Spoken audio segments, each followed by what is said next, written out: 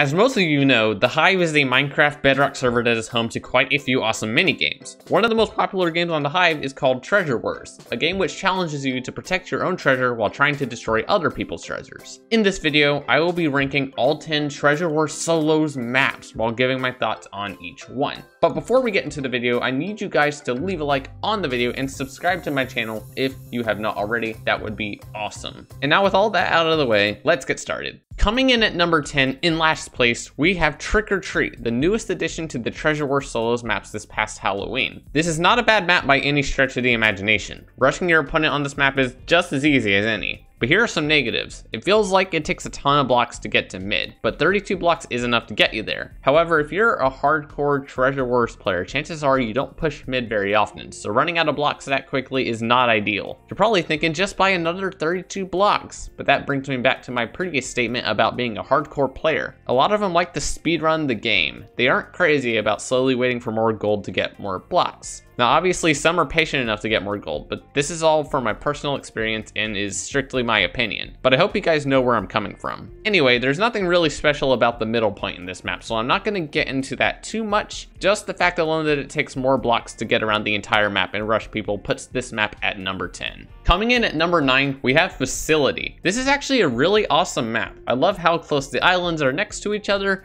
and the contrast between the red sandbox and modernistic structures in this map make it very aesthetically pleasing. However, the emerald spawn locations at mid have the worst placement out of all the maps on this list. Sometimes I've actually gotten lost down under the map where you're supposed to get to the other two spawn sites. And if you rush mid on this map, chances are you're going to meet someone else who rushes mid too, because it takes quite a bit of time to collect all the emeralds there. Overall, this is a great map, but has a really bad mid. Moving on. At number 8, we have Oceanic, the second newest map in solos next to Trick or Treat. While I'm not crazy about this map, I do like that it's relatively easy to rush your opponents. But that can also be a negative if you're not a skilled player and are looking for a casual gameplay experience. This isn't really a concern for me, however, so the biggest reason why I actually have this map ranked so low is the fact that it's dark, and on top of that, it's really simplistically designed compared to the other maps on this list. Overall, it's not a bad map, but it's definitely far from being the best. Next up, we have Igloo. A lot of people would have this map ranked closer to the bottom than I have it. Igloo has a reputation for being one of the most least played maps in Treasure Wars, and it's easy to see why. There's ice everywhere on this map, and that can make for some less than ideal PvP scenarios. Side rushing to farther away bases is something that a lot of hardcore Treasure Wars players like to do.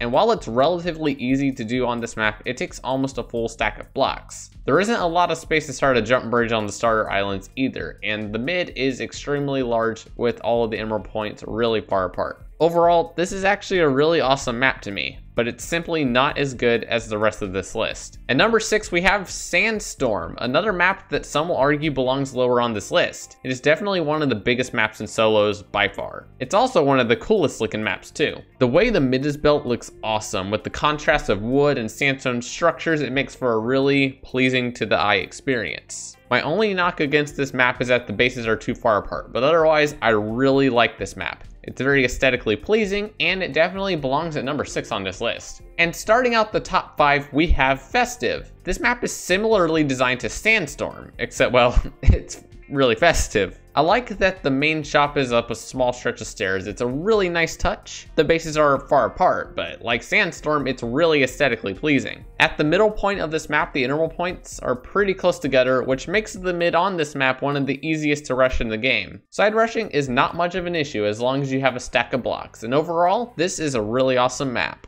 Next at number 4, we have Tourists. This map is hard to describe in words because I thought, what the heck is a tourist? I went onto a dictionary site from Google, and lo and behold, I found that a turret is Latin for a high building or palace. So yeah, that info is useless. Anyway, the mid looks great. All the emerald points are close together, and side rushing is slightly easier because of a small middle island between the bases. Overall, it's a solid map and deserves to be in the top 5. And rounding out the top 3, we have Castle. I absolutely love this map. You only need 32 blocks to be able to build to the Diamond Island and to rush your opponents. A small little detail that I appreciate about this map, and I'm sure that some other sweats do, is that I don't have to complete my jump bridge from my base to the Diamond Island when I go rush my opponent. That way, if the opponent escapes his or her island, they can't get to my island because the bridge simply isn't long enough. The middle point is a really good size. It's really easy to get to other bases because it's simple and easy to navigate. Heck, it's a freaking castle at the mid. That's just cool, man. Side rushing is kind of annoying because you need a whole stack of blocks to get to your opponent's base, but it's very similarly built to Turris in that sense, with the small islands between the bases. Overall, this map has virtually no problems in my book. Moving on.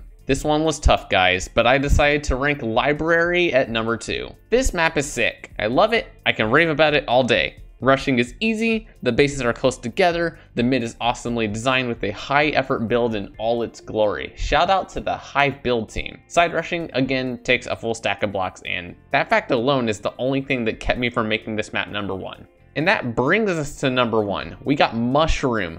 Obviously, the undisputed greatest map in all of Treasure Wars. Doesn't matter if it's solos, duos, trios, whatever, this is the best map. This is not only the easiest map to rush your opponent closer to the Diamond Island, it's the easiest map to rush from the side. It takes about the same amount of blocks to rush from the side as it does to rush the opponent closest to the Diamond Island. This map brings out all of my sweat, and this is the one that I always vote for if it comes up in the voting choices. It's also the easiest map that I can legitimately do speedruns on. This map is perfect. There's nothing wrong with it. Don't say otherwise. But, you know, you can in the comments, but I'm just gonna laugh at you. And that is all for this video. If you think this list isn't accurate in some way, give me your ranked map list in the comments below. I would honestly love to see what you guys have to say, and I'm always up for friendly debate. If you somehow enjoyed this video, do what I said at the beginning of the video. Subscribe to my channel if you have not already, and leave a like and a comment. We're on a grind to get big on YouTube, guys, so it would really be awesome if you could join the Owl Kingdom for this amazing ride. And thank you guys so much for watching. I'm gonna go now, and I will see you guys in my next video.